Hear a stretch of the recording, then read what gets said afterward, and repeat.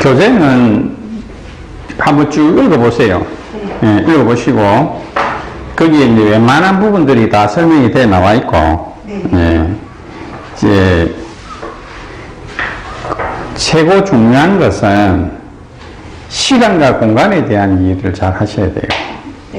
왜냐하면 우리가 살아가는 것이 시간과 공간 속에서 일어나는 일들이거든요.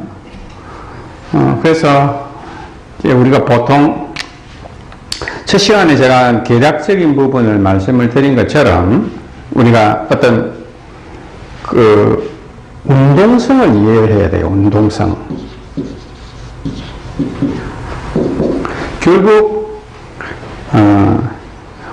태어난 날에 내가 부여받은 간지의 모양 자체가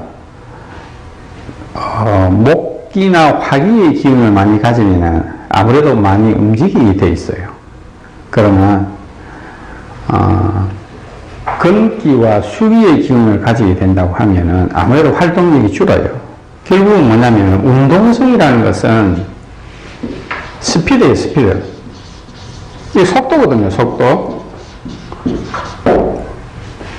결국 팔자는 어떠한 운동성, 스피드를 가지고, 속도를 가지고 이 사람이 일을 하느냐 안 하느냐 차이가 난다고.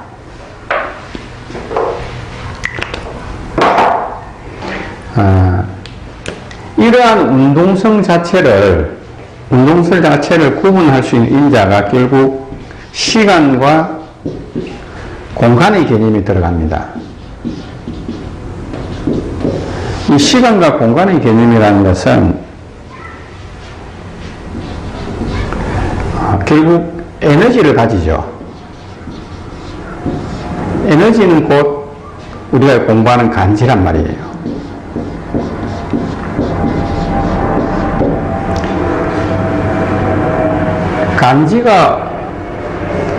간지에 들어가 있는 부분, 간지에는 뭐가 들어가 있냐면은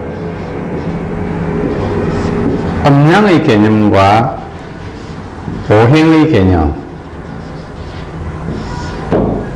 다 들어가 있다. 그러면 우리가 이제 조금 이따 배워야 되겠지만은 음량과 오행이라는 것은 결국 운동성의 개념으로 공부를 해야 된다. 우리가 단순하게 목화, 토, 금, 수, 갑을병정, 무기경, 신인계, 자축인묘, 진사, 오미, 신유, 술해를 단순하게 개념적으로 가져가서는 안 된다. 거기에 들어가 있는 어떤 뜻을 우리가 확실하게 이해를 하고 가야 된다.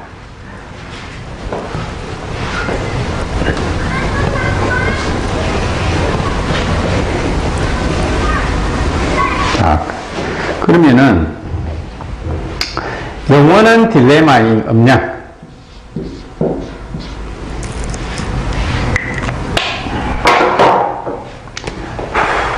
자, 음량이라는 개념이 과연 뭘까? 글자 안에는 반드시 그 뜻과 의미가 들어가 있다. 이 음이라는 부분은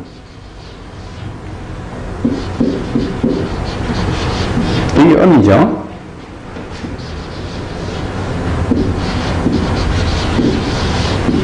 이게 양이다.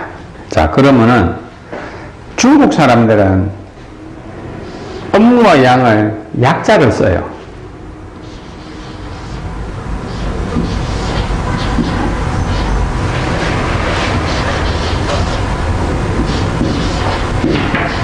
자, 이게 음양이거든요. 자, 그러면은 음양이라는 글자 자체를 우리가 이해를 해봅시다. 여기에 나와 있는 이 글자는 언덕이라는 뜻이에요. 언덕부자라는 뜻입니다. 자, 언덕부자를 한번 펼쳐볼게요. 산이라는 뜻이에요. 산에 이 월이죠. 달이죠. 이건 해죠. 산에 달이 뜨고 해가 뜨고 달이 떴다. 해와 달이 뜨는 모양이 결국 음양이다. 글자의 모양 자체에서 그 의미를 명확하게 투영하고 있습니다. 그리고 우리가 단순하게 음양이라는 것은 밝고 어둠의 개념도 물론 맞지만은 기본적으로 해와 달의 운동, 해와 달이라는 것은 결국 내가 지상에 살아가는 인간이 시간과 공간이라는 개념을 단순하게 이해하기가 너무 힘들다. 그러면은 시간과 공간이라는 개념을 측정할 수 있는 도구로서 뭐가 작용을 하느냐? 해와 달이다. 언제든지 바라볼 수 있고 언제든지 볼 수 있는 해와 달로서 옛날 사람들은 천문적인 부분으로서 이해를 했다. 시간과 공간이라는 부분은 명확하지가 않잖아요. 그러나 뭐를 통해서? 해와 달의 운동성을 통해서 음양이라는 개념을 만들어냈다. 자, 음양이라는 개념은 이런 단순함 속에서 결국 해와 달이 뜨고 가고 시간이 지나면서 결국 사물이 변화하는 모양, 특히 우리같이 사는 40도 선 왔다 갔다 하는 선에 있는 북반구 쪽에서는 사계절의 변화가 뚜렷하지 않습니까? 자, 사계절의 변화가 뚜렷하다는 부분은 계절의 변화를 충분하게 관측할 수 있었다. 그래서 예로부터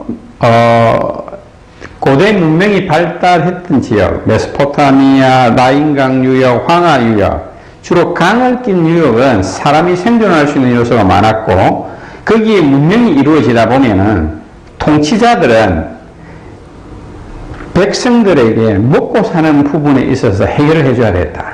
자, 그런 부분을 해결하기 위해서는 결국 하늘과 달의 움직임을 측정을 하여 농사를 어떻게 지을 것인가에 대한 부분은 결국 통치권자의 양식과 통치권에 대한 도전을 영원히 지탱할 수 있는 요소로서 이것이 처음에 시작이 되었다. 그래서 예를 들어서 라인강 쪽에는 라인강이 범람할 때는 시리우스라는 별이 반드시 뜬다. 시리우스라는 별이 떴을 때는 라인강이 범람을 한다. 자, 이것은 뭘 의미하느냐? 하늘의 별자리가 단순하게 해와 달이 아니라 다른 능력에 의해서 지구상에 변화하는 자연적인 요소의 변화를 일으키더라.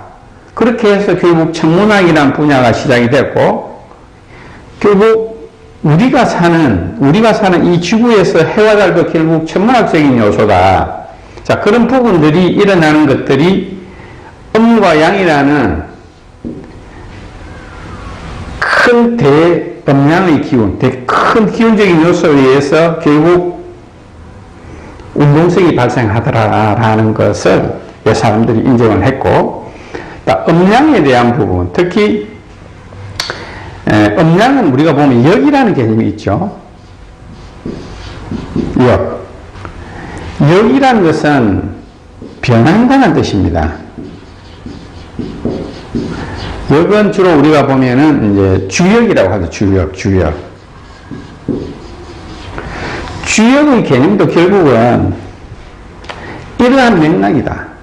자, 그래서 우리 이 역이라는 부분의 그 원천, 역의 근원을 우리가 따질 때, 역이라는 근원을 따질 때도 결국은 뭐냐? 역이라는 글자도 일과 원이 합쳐진 글자다.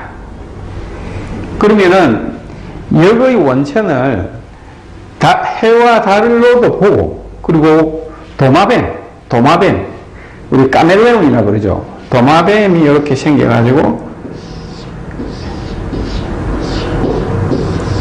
변하는 모양으로도 이해를 한다.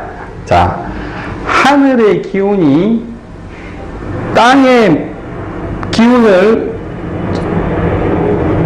주면은 땅의 사물은 하늘의 기운에 맞는 생명력을 잉태를 하게 되어 있어요. 그렇기 때문에 하늘의 기운에 맞는 사물은 반드시 지상에 볼 수 있다. 그래서 우리가 하늘과 땅과 사람은 똑같다. 그래 천지인 3대 사상이 나온 것입니다. 자, 이러한 개념과 마찬가지로 양의 운동성은 수직의 모양이다. 그래서 우리가 양은 상승한다. 양승. 그리고 음은 하강한 데에서 양승, 음강. 이것은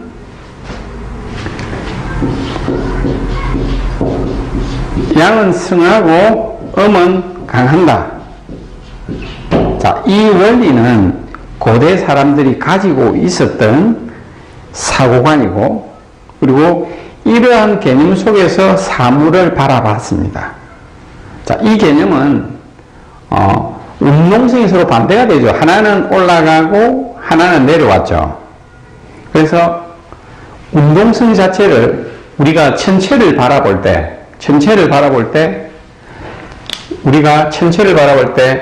천도 좌선 지도 우선이라는 원칙도 있다. 자, 하늘은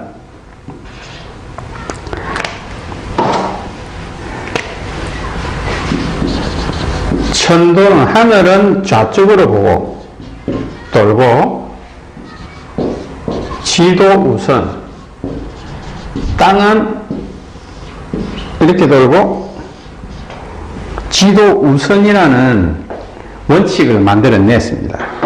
자, 그 뜻은 뭐냐면은 하늘과 땅은 별개의 운동성을 가진다. 자, 그럼으로써 이 천도 좌선 지도 우선 양승 음강의 원리가 어떤 원리로 발전이 됐냐면은 대운법에서 남자는 양남, 음녀는 순행하고 음남, 양녀는 역행한다. 자, 무슨 말씀인지 알겠죠? 자, 이런 부분들이 하나의 운동성 속에서 그대로 담아기어져 있다. 제가 이제 이 공부를 시작을 할 때, 대운이라는 것은 시감인데 어떻게 대운이 똑바로 다 흘러야지 왜 거꾸로 흐르느냐, 이런 부분에 대해서 상당한 의문점을 가졌다. 그러나 시간이 흘러서 고대인들이 바라봤던 세계관과 우주관은 이러한 개념 속에서 있고, 우리가 이제 수맥을 잡을 때, 이거 들고 하는 게 있죠. 수맥을 잡을 때 보면은 이제 이 수맥파를 검증을 할 때 이런 식으로 기역자로 꺾인 게 있죠. 그 이름이 생각이 안 나는데, 남자하고 여자하고 운동성이 다릅니다. 여자한테 가면은 이렇게 오그러들고, 남자한테 가면 펼쳐져요. 여자가 여자한테 가도 마찬가지고, 남자가 남자한테 가도 마찬가지예요. 남자한테 가면 펼쳐지고, 여자한테 가면 모입니다. 그래서 우리가 지하수를 팔 때 이걸 가지고 모이는 곳에 들어간다. 이러한 부분들이 끊임없는 자연을 관찰하고 우주를 관찰하고 했던 스님들이 만들어 놓은 하나의 법칙적인 부분이 있다. 자, 이 부분들이 결국 음양과 오행의 개념으로서 들어간다.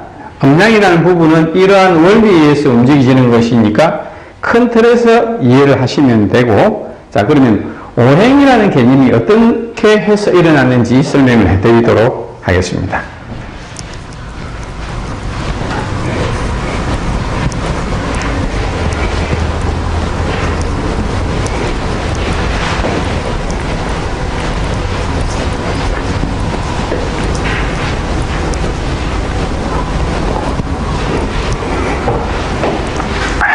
자, 우리가 얘기하고자 하는 부분이 오행.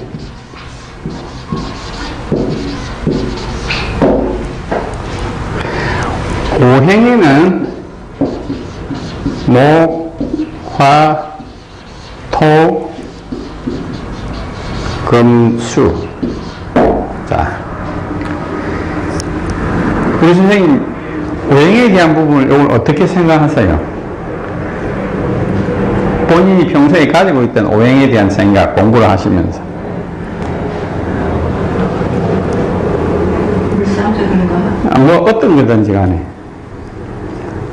그냥 기본적으로 뭐 나무 뭐 불화 그렇죠. 네, 그렇죠. 이 오행이라는 부분은 아주 중요한 비밀을 담고 있다.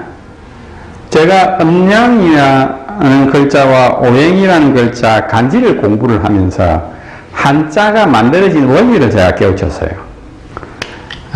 설명을 제가 잠깐 드릴게요. 이 목이라는 글자를 한번 쳐다볼게요. 목이라는 글자. 자, 이것이 목이죠. 자, 목은 옛날 사람들이 바라봤을 때 시각은 이게 일자죠. 이것을 옛날 사람들은 두 가지 형태로 봤습니다. 하나는 땅으로 보고 하나는 하늘로 봤다. 덧없이 펼쳐져 있잖아요. 그러나 땅으로 보는 관점에서 살펴보겠습니다. 자, 땅이 이렇게 있죠. 땅에 하나의 기운이 올라왔죠. 땅에서. 자, 이것을 조금 좁혀보면은 이게 목이 되겠죠. 이걸 길게 떨어보면은 이 땅에서 하나의 생명이 튀어올라 있는 모양이죠.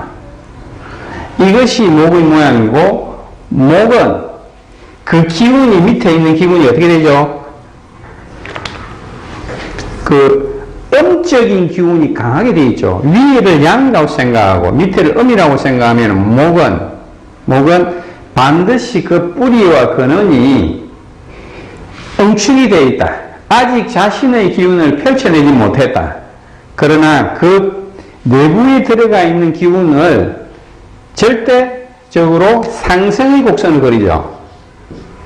상승의 곡선을 그린다. 상승의 곡선을 그린다는 뜻은 상승의 곡선을 그린다는 뜻은 절대 타협하지 않겠다.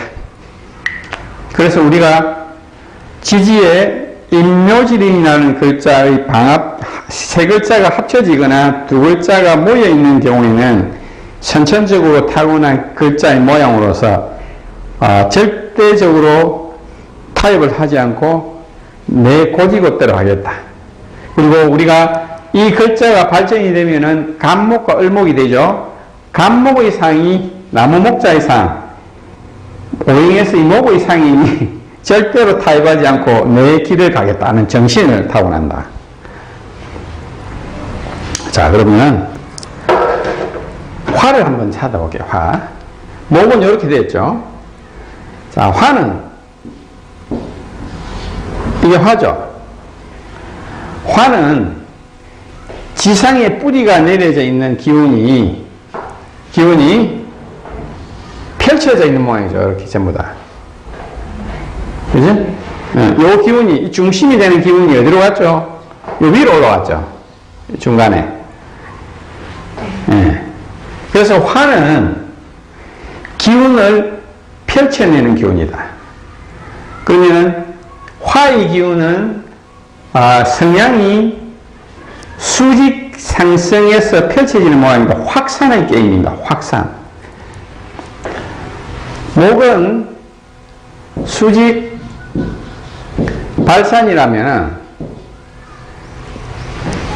수직이라고 하면은 수직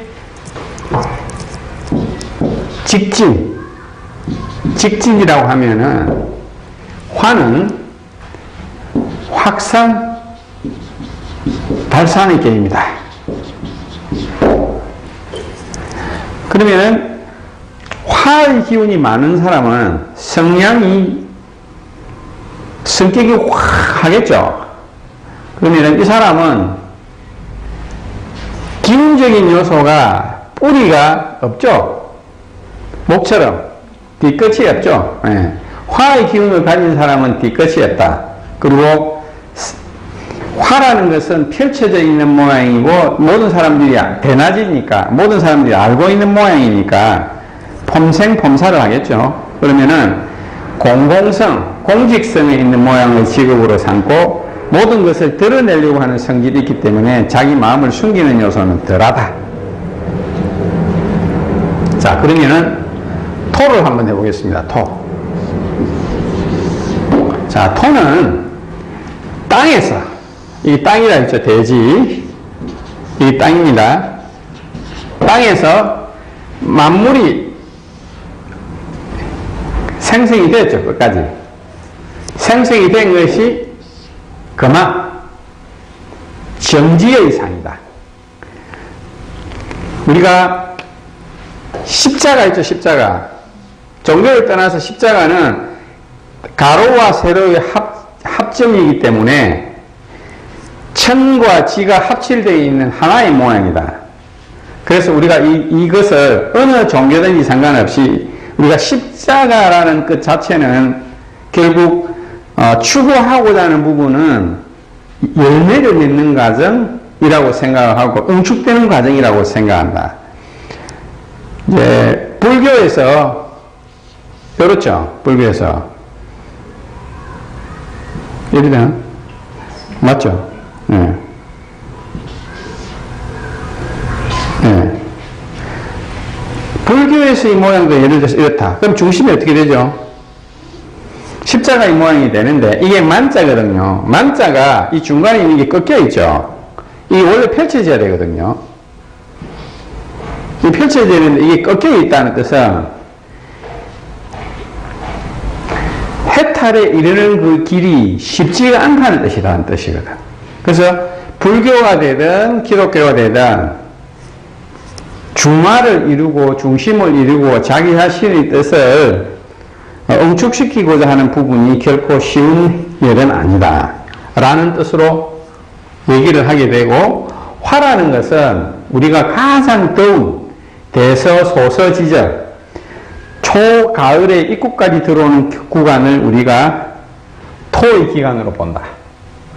토라는 것은 양의 기운을 머금어서 그 기운을 응축하고 더 이상 확산시키지 못하는 중화와 중용, 중계의 의미를 가지니, 토는 말 그대로 수직과 상생이 합쳐져서 움직이지 않는 상이라 토가 사주팔자에 많으면 자기 고집이 강하고 타인의 말을 잘 듣지 않고, 그리고 자기 자신을 신이라든지 이런 부분은 강한데 이 사람도 고집이 아주 강하고 표현하고 드러내지는 않지만 자기 자신을 믿고 타인을 잘 받아들이지 않으려는 경향이 강합니다.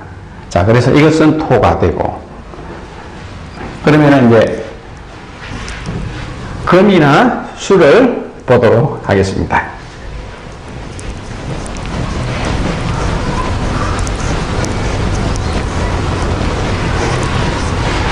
자, 그러면은 금을 보도록 하겠습니다. 금. 좀 말라요. 자, 금.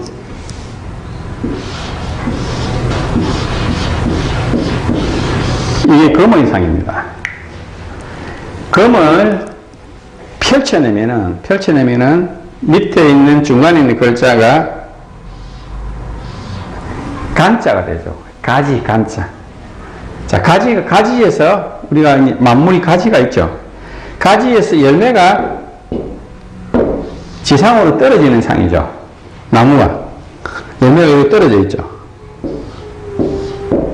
하늘의 기운이, 우리가 집의 모양은 보통 이렇게 되어 있죠. 그 뜻은 뭐냐면 더 이상 확산을 하지 않겠다. 이게 거꾸로 되면 어떻게 되죠? 펼쳐져 나가죠. 이게 어떻게 되죠? 이거는 축소한다는 모양이죠. 받아들이지 않고 내부적으로 갈무리를 한다는 글자의 모양. 그래서 금자. 그러면은 결실, 결판, 이별, 분리, 이런 모양으로서 이 금의 기운으로 써먹는다. 그래서 팔자에 금의 기운이 강하면은 금으로서 보는 우리가 금융, 경제, 금융 또는 금을 다루는 쪽의 일에 종사를 하는 경우가 많다. 현대에는 금을 옛날에는 농공행상이라 해서 직업적인 분야가 한정적일 때는 대장장이를 한다든지 하는 식으로 금을 다루는 일들이 그렇게 많지가 않았지만 현대에는 이 성향에 따라서 공학으로 우리가 공학으로 갈 것이냐 아니면은 이제 다른 분야는 많죠. 그다음에 이제 기술적인 분야로 갈 것이냐 해가지고 내부적으로 파생이 많이 되어 나온다. 자, 그러면은 마지막으로 수가 되겠죠. 자, 이 수라는 것은 목의 모양하고 비슷하다. 자, 이 수라는 것은 목의 모양하고 비슷하다. 수는 우리가 통칭적으로 어떻게 죠? 모죠. 응축하는 모양입니다. 수의 글자의 상이 있는 상이니까 모으는 상이고 밑에 있는 글자가 꼬부러져 나왔죠. 꼬부러져 나왔다는 것은 깊이 들어가더라도 일정한 수준을 넘어가지 않는다. 자연의 운행 법칙에서는 항상 어떤 기운이 끝까지 가게 되면은 극으로 가서 소멸되는 것이 아니라 그 기운이 잠시 정지된 상태거든. 그래서 정지의 모양이지만 이렇게 축소의 모양으로 된다. 그래서 우리가 오행적으로 모, 화, 토, 금, 수를 이제 기호로서 표시를 해보자.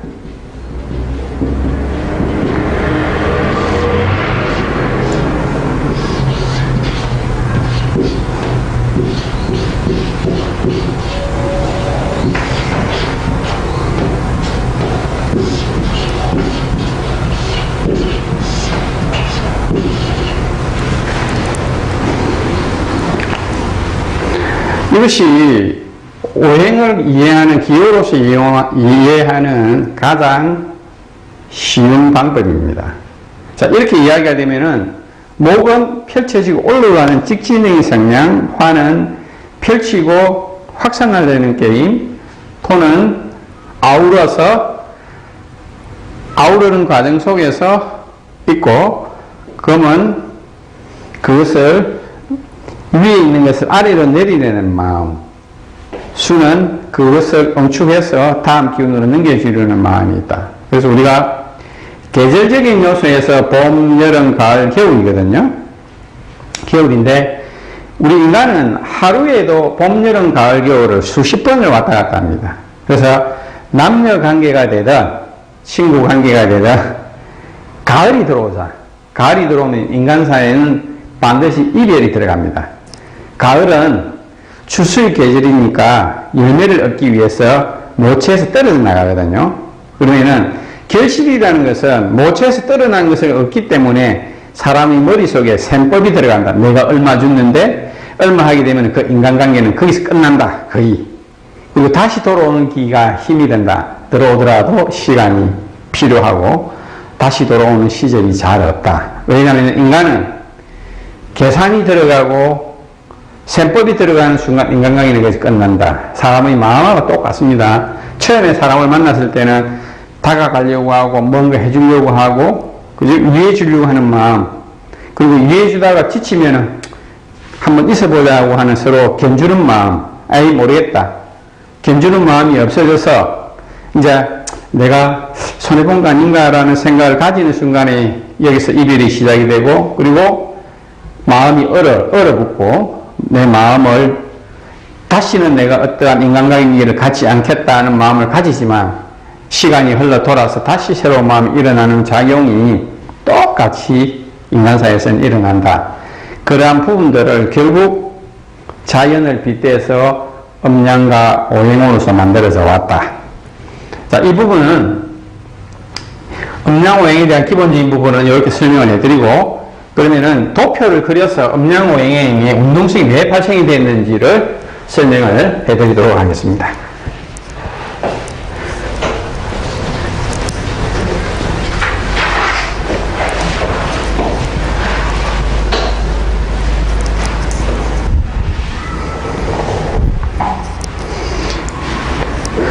알아듣기 쉽습니까? 네. 수월해요? 재밌어요. 재밌어요? 네. 근데 이걸 이제 복합적으로 설명을 해드리니까, 예.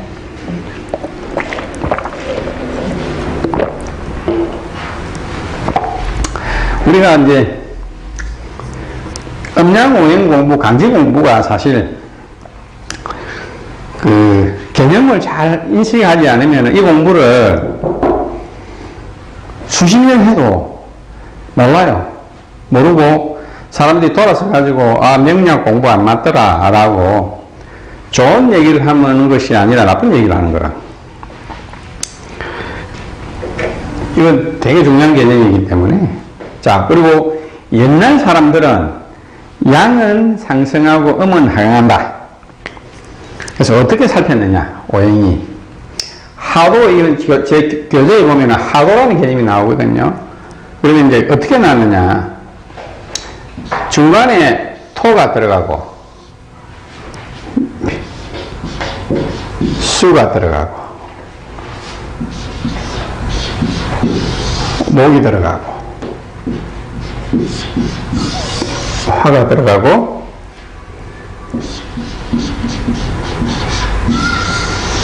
금이 들어간다. 옛날 사람들은 제가 말씀드렸죠. 양의 기운은 위로 올라가고 음의 기운은 내려온단 말입니다. 자, 이걸 계절로 보면은 이것이 겨울이다. 이것이 봄이다. 이것이 여름이다. 이것이 가을이다. 자, 목을 두고 봄, 수를 두고 겨울, 화를 두고 여름, 금을 두고 가을이라 했죠. 자, 그리고 봄을 목이라고 지칭한 부분은 우리가 봄을 방향으로 보면 동쪽이라 그러죠. 이것을 남쪽이라 하고 이것을 서쪽이라 하고 이것을 북쪽이라 한다. 자, 여기서 지칭하는 의미가 뭘까요? 봄이라 해놓고 동쪽이라 하고 목이라 했다. 우리가 단순하게 이 공부를 외우는 공부로 들어가서는 안 된다. 제가 말씀드렸다시피 창공무형 분석명리학에서는 논리 정연하고 확실하고 변화없는 이치적으로 맞아야 된다. 자, 봄이라고 하고 동쪽이라는 부분은 시간과 공간의 개념이 같이 들어있다. 자, 동쪽이라는 하면은 방향이죠. 서쪽이라는 것은 또 방향이고 남쪽도 방향이고 북쪽도 방향이다. 그래서 동양에서는 자기 자신을 기준으로 했을 때는 항상 아래쪽이 북쪽이 된다. 그리고 동쪽과 서쪽, 그러니까 북쪽을 기준으로 내가 서 있다. 향에 따라서. 풍수에서도 마찬가지입니다. 어떤 방향이든 간에 내가 서 있는 자리에서 항상 밑에 쪽은 북쪽, 위에 쪽은 남쪽이 되고 왼쪽이 동쪽, 오른쪽이 서쪽으로 봅니다.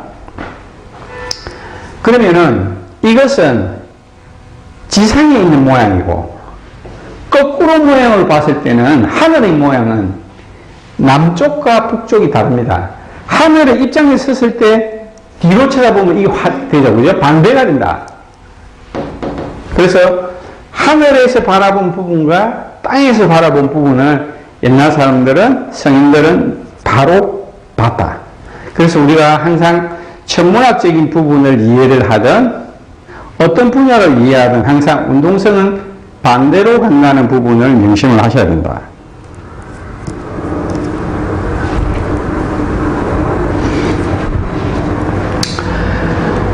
자, 그러면은 이 운동성이 왜 수생목, 목생화, 토생금, 금생수, 수생목을 갔을까? 왜 이렇게 갔을까? 왜 이렇게 갔을까? 봄, 여름, 가을, 겨울로 해서 이렇게 가야 되는데 왜 이렇게 갔을까? 자연을 관찰을 하여 보니 계절은 이렇게 돌아가는데 계절은 이렇게 돌아가는데 양의 기운은 밑에서 위로 올라가더라. 음의 기운은 위에서 밑으로 떨어지더라. 양승, 음강.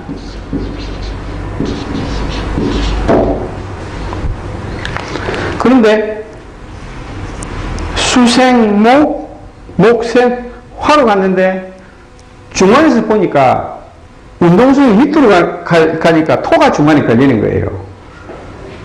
토가 딱 중간에 걸리니까 이것이 우리가 뭐냐면은 한여름, 우리가 다음 달이 되면 미달이 되죠. 그러니까 만물이라는 것이 사계절이 돌아가는데 운동성은 목이라는 기운이 올라와서 화가 펼쳐지고 나서 토라는 기간에 만물이 숙성이 되더라. 그냥 뚝 떨어지는 것이 아니라 정점에 이르렀을 때 올라갔잖아요. 올라가서 떨어질 때 반드시 숙성되는 운동성을 가지더라.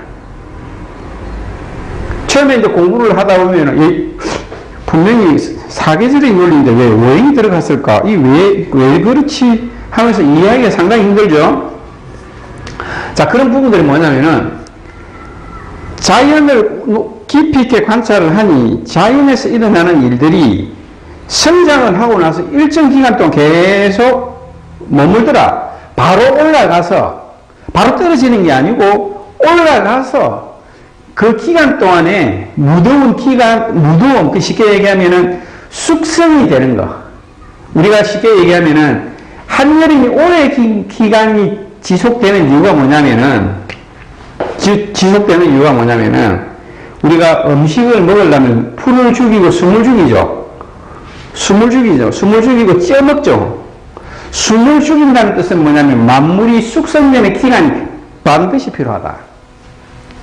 그러므로 오행에서 토는 만물이 성숙하고 숙성되는 기간, 여물어져 가는 기간 또는 만물이 알이 차일 동안에 그 기간이 있더라 하여 토라는 부분의 운동성이 이렇게 배치가 돼서 토에서 금으로, 금에서 수로 넘어가는 그 기간의 모양이 되더라. 자, 이 운동성은 제가 하도의 모양에서 여기 보면은 교재에 보면 하도의 모양 있죠. 하도의 모양이 1, 3, 4,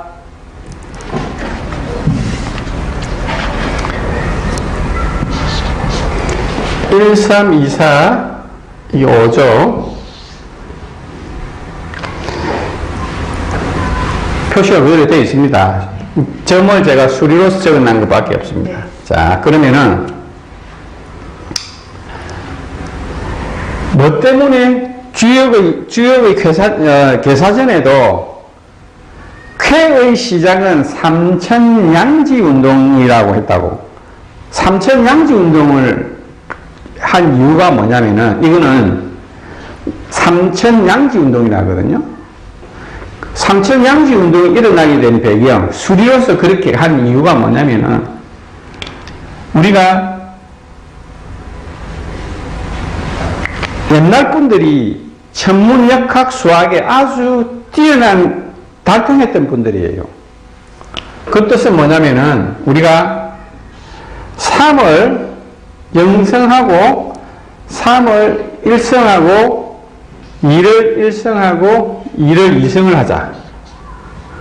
3을 0성을 하게 되면은 이게 1이 되고 3을 1성을 하게 되면 3이 되고 2를 1성 하게 되면 2가 되죠. 2를 2성 하게 되면은 4가 되죠. 그래서 삼천양지 3은 양, 음은 2의 운동성을 가진다. 그래서 삼천양지 운동이라 한다. 그리고 부수적으로 붙는 운동성 자체는 겹으로 붙은 것이다. 자, 거기에 대한 내용이나 이론적인 얘기나 많이 있고, 교재에 보면은 충분하게 읽어보시면 되고, 필요한 부분이 이해가 안 된다. 라고 하면은 제가, 자료가 있으니까 자료를 드리도록 하고, 자, 이런 개념을 하고와 오행을 빗댔고, 주역을 공부를 하기 위해서는 반드시 삼천양지 운동이라는 부분도 감안을 해야 된다. 자, 그러면 오행의 운동이 양은 올라가고 음은 승하는 운동, 그리고 단순하게 우리가 목의 운동과 화의 운동만으로 이루어지는 것이 아니라 토의 만물이 성장하고 펼쳐지고 열매가 맺어서 익는 기간이 반드시 필요하다. 익지도 안 하고 바로 운동성이 넘어가지는 못하거든요. 그 기간 자체가 있더라. 그 기간을 결국 하도의 상에서 오행이 생겼다.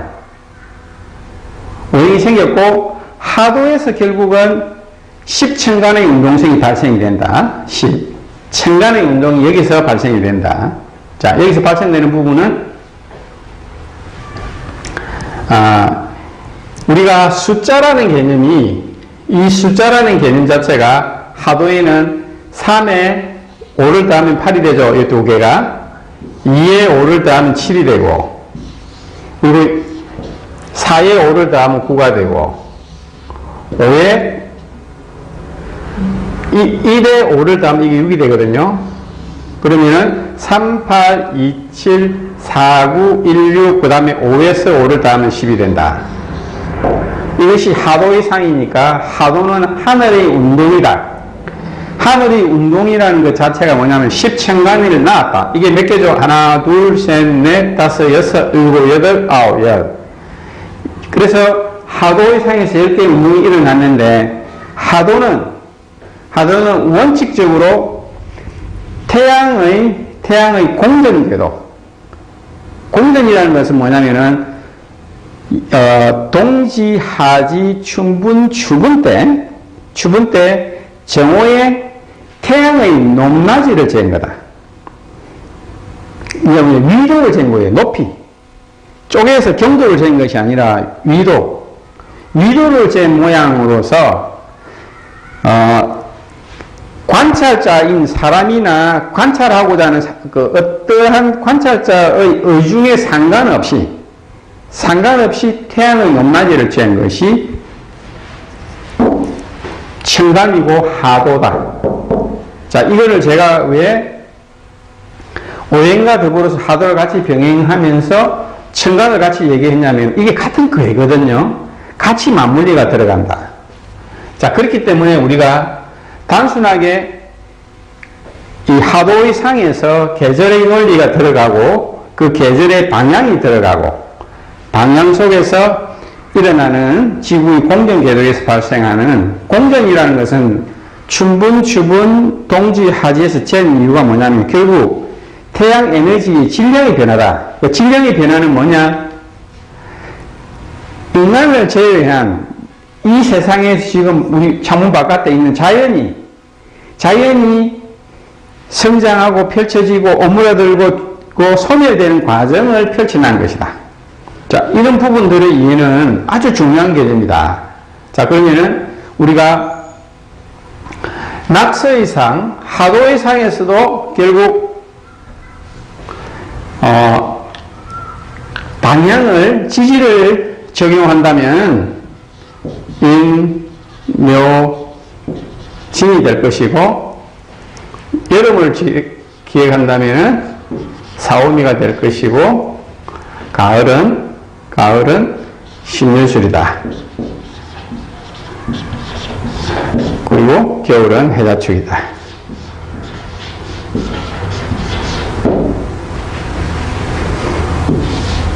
낙서는 하도의 모양이 펼쳐져 나온 거거든요.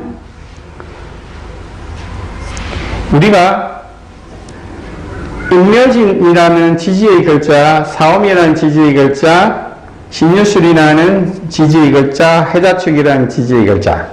자, 그러면은, 하도와 낙서. 낙서 중에서 지지는 낙서의 개념이 들어갑니다. 자, 그러면은, 이 음양 오행의, 특히 오행의 그 논리가 지지에 그대로 적용이 된다. 자, 설명해 드릴게요. 자, 인, 묘, 진, 사, 오미죠. 자, 그러면은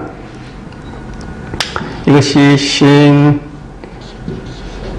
유, 술, 해, 자, 축이다. 자, 그러면은 오행에서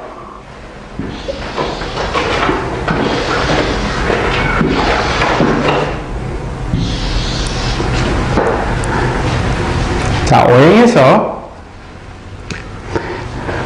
한번 보겠습니다. 자, 오행에서 우리가 진, 술, 충, 미라는 글자가 각 계절마다 중간에 얹혀 있죠. 얹혀 있죠, 중간에. 자, 이것은 뭐냐면은 우리가 오행의 논리에서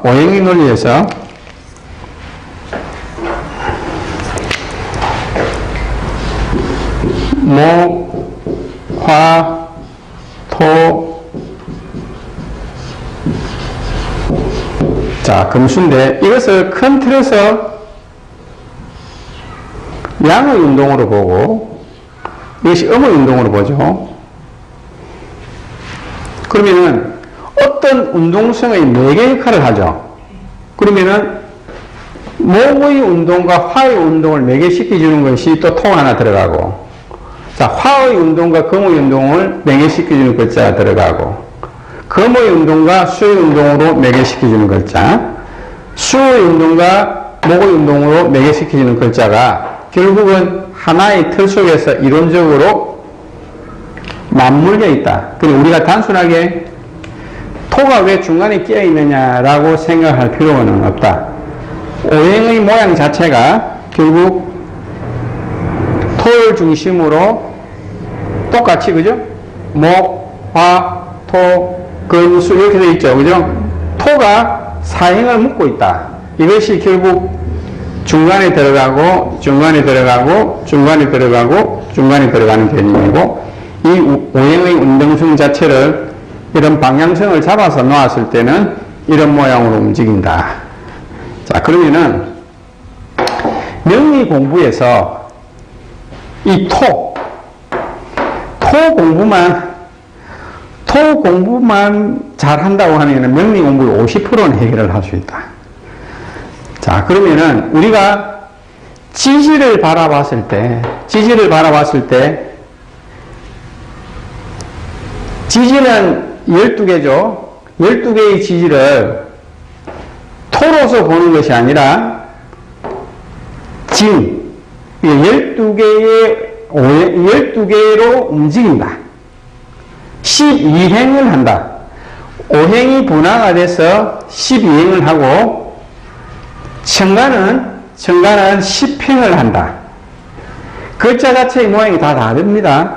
그리고 토는 이것도 아니고 저것도 아니니까 사람들이 잡기라고 해서 중간에 끼어 있다. 그리고 토라는 것은 하나의 운동성이 여기죠. 수의 운동성이 수의 운동성이 진에서 마무리되고, 그리고 목의 운동성이 여기서 정리되고, 그리고 다음 운동성을 열어주는 역할이 토다. 그래서 토는 어떤 글자가 오든지 간에 토는 다른 글자의 운동성에 의해서 변화가 무성하다.